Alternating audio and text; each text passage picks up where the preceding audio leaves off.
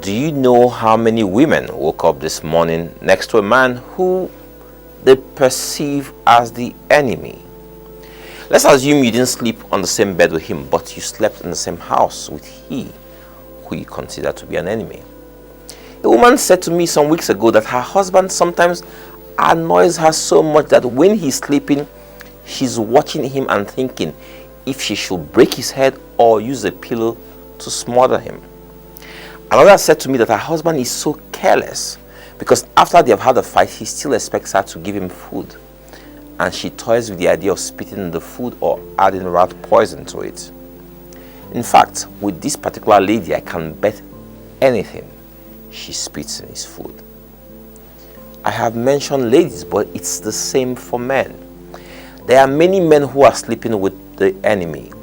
They look at their spouses and shudder. How did I get here? They say to themselves. There are some who won't even sleep on the same bed with a woman or eat any meal prepared by her.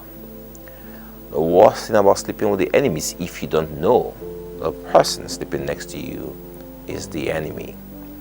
You are there sleeping peacefully or bringing the roof down with your snoring, not knowing the battle God is doing for you to ensure your spouse or partner doesn't end your life. How did you end up sleeping with the enemy? Let's now consider one of the most famous cases of sleeping with the enemy in the Bible, Samson and Delilah. And it came to pass afterward that Samson loved a woman in the valley of Sorek, whose name was Delilah. We can clearly see that Samson's motive was love for Delilah. What was Delilah's motive? Let's find out. And the lords of the Philistines came up unto her and said unto her, Entice him and see wherein his great strength lies, and by what means we may prevail against him, that we may bind him to afflict him. And we will give thee every one of us 1,100 pieces of silver. Delilah's motive was money, and thus Samson ended up sleeping with the enemy. If you carefully and honestly examine the motives of the two people who are on that bed or in that house, you'll find that in most cases, one was in love and the other was in love with something else.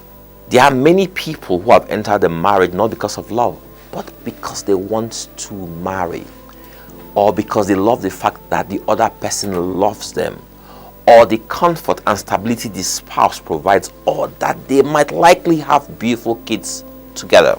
What of those whose motive is the angular nature of the woman's hips, sex, or the jollof rice she cooks? I can keep listing motives here for the next 24 hours, from the ridiculous to the sublime. Samson didn't decipher Delilah's true motive and thus ended up sleeping with the enemy who led him to an early grave. Sleeping with the enemy is not all about marital relationships or boyfriend and girlfriend matters. It also speaks to business relationships, conduct at work, school, friendships, etc. When most people go for a job interview, their sole purpose is the salary they are likely to get or career growth. Very few consider how their contribution to the organization could take it to the next level. The relationship is mostly one way, and because of this, they end up pulling down the organization. There are also organizations whose sole purpose is to take from their employees without adding anything other than the salaries they pay to them. This is why so many workers are frustrated and careers stunted. There's this other enemy most of us sleep with every night. Let's probe into the part of Ephesians 4:26 that says, Do not let the sun go down on your anger. Anger is an enemy that most of us sleep with every night. There's a very important spiritual and physical principle here. When you go to sleep upset, you wake up upset. When you have not extended mercy the night before, it's hard for you to embrace God's mercy in the morning. In Psalm 4:4, David warned of the danger of inviting anger to sleep with us. In your anger, do not sin. When you are on your bed, search your hearts and be silent. David's use of plurals, beds and hearts. Most of us sleep only on a single bed, just as we each possess only one heart. I believe he understood and was addressing the fact that most anger occurs within relationships. This will encompass couples, family members, and friends.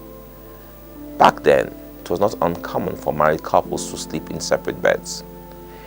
This king is telling his subjects to go to their beds, lie down, wind down, and calmly search their hearts, laying them bare before God. Some of us choose to sleep all night with anger and thus have crazy dreams, wake up stressed, and imagine all sorts, all because we choose to sleep with the enemy. As a dream comes when there are many cares, so the speech of a fool when there are many words. Nobody is chasing you from the village. You slept with the enemy. Kick anger out of your bed.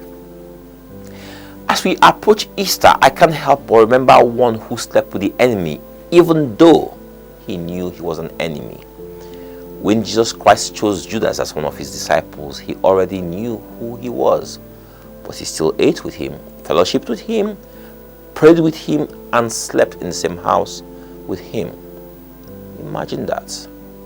In the cases of Samson and the other people, we consider they were ignorant of the true motive of their partners. But in the case of Jesus, he knew. He knew and still lived with the enemy and loved the enemy. Is this what we are supposed to do with the enemy we sleep with daily? Is this what we are supposed to do with the friends, associates, conditions, circumstances, and issues around us that we know are there to destroy, pull us down, circumvent our destinies, or derail us? Is this what we're supposed to do with the spouse we sometimes love to hate or hate to love? What of those who are unwittingly enemies or agents of the enemy in chief, the devil? We know from day one our motives are not pure or genuine, yet we persist in that job, that relationship, that business, that cause, knowing we're operating outside of love, honesty, and integrity. Even though Christ loved Judas, never forget how Jesus ended. Christ slept with the enemy because he needed the enemy to help him fulfill his purpose here on earth, which was the salvation of mankind. What is your reason for sleeping with the enemy? On the other hand, why are you the enemy? You can convert your motive to love today. God bless you all.